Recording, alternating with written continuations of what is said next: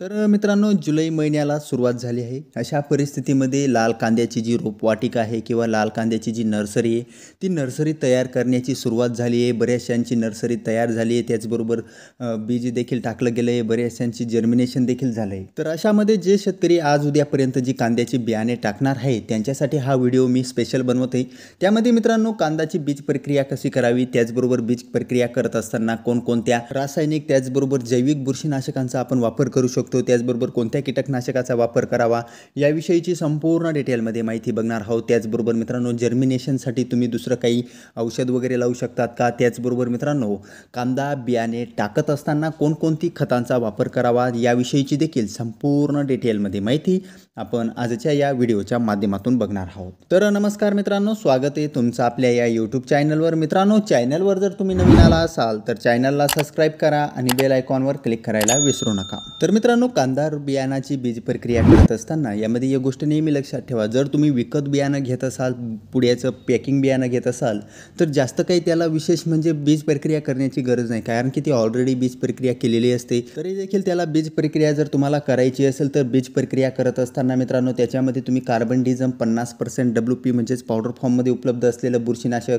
त्याचबरोबर मित्रांनो हेक्सोकोनाझोल नावाचं जे कंटेन असलेलं जे बुरशीनाशक आहे त्याचा देखील तुम्हाला वापर करायचा आहे. या दोघांचं एकत्र कॉम्बिनेशन करून प्रति 1 किलो बियाणासाठी 2 ते 3 ग्रॅमपर्यंत या दोघंही बुरशीनाशकांचं जे कॉम्बिनेशन आहे ते व्यवस्थितपणे बीज प्रक्रिया म्हणजे बियाण्याला व्यवस्थितपणे चोळून घ्यायचं आहे आणि मग त्यात बियाणाचा वापर तुम्हाला करायचा आहे. त्यामध्ये मित्रांनो ही झाली रासायनिक बीज प्रक्रिया. जर तुम्हाला जैविक बीज प्रक्रिया जर करायची असेल तर मित्रांनो त्यामध्ये सुडोएफेल सारखं जे जैविक कीटकनाशक आहे त्याचा तुम्ही वापर करू शकता. त्याचबरोबर ट्रायकोडर्मा ही जी मित्रबुरशी आहे या मित्रबुरशीचा देखील तुम्ही वापर करू शकतात. एकंदर मित्रांनो या दोघंही बुरशींचा वापर करत असताना ज्या ठिकाणी आपल्याला कांदा बियाणं टाकायचं आहे अशा ठिकाणी मित्रांनो व्यवस्थितपणे कुजलेलं जे शेणखत आहे ते शेणखत घ्या. त्या शेणखतामध्ये ट्रायकोडर्मा त्याचबरोबर सुडोएफेल नावाच्या ज्या 2 मित्रबुरशी आहेत त्या मित्रबुरशी व्यवस्थितपणे कालून घ्या. कालून घेतल्यानंतर ज्या ठिकाणी तुम्हाला कांदा बीज टाकायचं आहे त्या ठिकाणी तुम्ही त्याला व्यवस्थितपणे फेकून घेणं गरजेचं आहे. त्या बुरशी एकदा फेकून घेतल्यानंतर या बुरशींपासून किंवा हे जे आपण रासायनिक बीज प्रक्रिया केली याच्यामध्ये मित्रांनो मर रोग असेल किंवा करपा असेल यावर चांगल्या प्रकारे नियंत्रण मिळवण्यासाठी अत्यंत मदत करणारी ही बुरशीनाशकं आहेत. आणि जर मित्रांनो तुमचं कांदा बियाणं जर घरचं असेल तर अशा परिस्थितीमध्ये मित्रांनो तुम्ही साप बुरशीनाशक प्लस जर्मिनेटर असं काहीतरी कॉम्बिनेशन घ्या.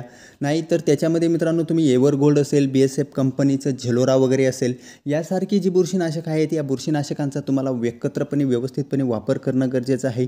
त्याच्यामध्ये मित्रांनो तुम्ही साप बुरशीनाशक प्लस जर्मिनेटरचा वापर करत असताना 3 ते 4 ग्रॅम प्रति किलोसाठी साप बुरशीनाशकाचा वापर करा. जर्मिनेटरचा वापर करत असताना 15 ते 20 ml करा.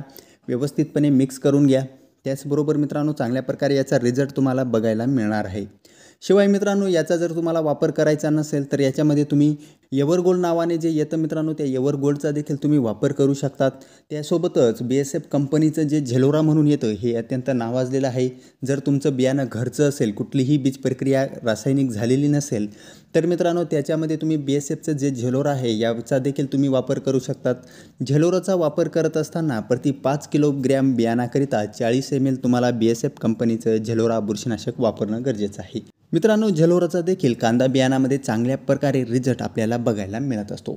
मित्रांनो एकंदर कांदा बीज प्रक्रिया करत असताना यासारख्या पर्यायांचा तुम्ही अवलंब करू शकतात.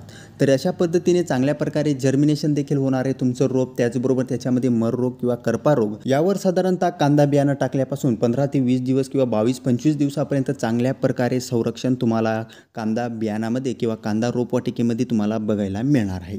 तर मित्रांनो सगळ्यात महत्त्वाचा विषय म्हटल्यानंतर कांदा बीज प्रक्रिया तर झाली. आता सगळ्यात महत्त्वाची गोष्ट म्हटल्यानंतर कांदा बियाणे टाकत असताना कोणत्या खताचा वापर करावा. जर मित्रांनो चांगल्या प्रकारे व्यवस्थितपणे शेणखत जर कुजलेलं असेल तर त्या शेणखताचा तुम्ही वापर करा. त्यासोबतच मित्रांनो तुम्ही NPK 15-15-15चा देखील तुम्हाला याच्यामध्ये वापर करणं गरजेचं आहे. कारण की मित्रांनो सुरुवातीच्या काळामध्ये जर्मिनेशन झाल्यानंतर NPKची जी कमतरता आहे ती पूर्ण करण्याची जबाबदारी NPK 15-15मुळे पूर्ण होणार आहे. त्यामुळे मित्रांनो तुम्ही NPK 15-15चा वापर करायचा आहे. याचा देखील चांगल्या प्रकारे रिझल्ट तुम्हाला बघायला मिळणार आहे. एकतर मित्रांनो तुम्ही 15-15 ऐवजी 20-20-013 असेल, त्याचबरोबर इतर काही सिंगल सुपर फॉस्फेट दाणेदार जे असेल याचा देखील तुम्ही वापर करू शकतात. याचा देखील चांगल्या प्रकारे रिझल्ट भेटणार आहे. त्यामुळे मित्रांनो तुम्ही ही जी खतं आहे त्याच्यामध्ये NPK 15-15, 20-20-013 आणि किंवा सिंगल सुपर फॉस्फेट या तिघांपैकी कुठल्याही एका खताचा वापर करा. त्याचबरोबर मित्रांनो सगळ्यात महत्त्वाची गोष्ट म्हटल्यानंतर बेनसल्फचा देखील तुम्हाला वापर करणं गरजेचं आहे. मित्रांनो बेनसल्फचा देखील याच्यामध्ये वापर केला तर चांगल्या प्रकारे रिझल्ट तुम्हाला यामध्ये बघायला मिळू शकतो. मित्रांनो हा व्हिडिओ जर तुम्हाला इन्फॉर्मेटिव्ह वाटला असेल तर चॅनलला सबस्क्राईब करा आणि बेल आयकॉनवर क्लिक करायला विसरू नका.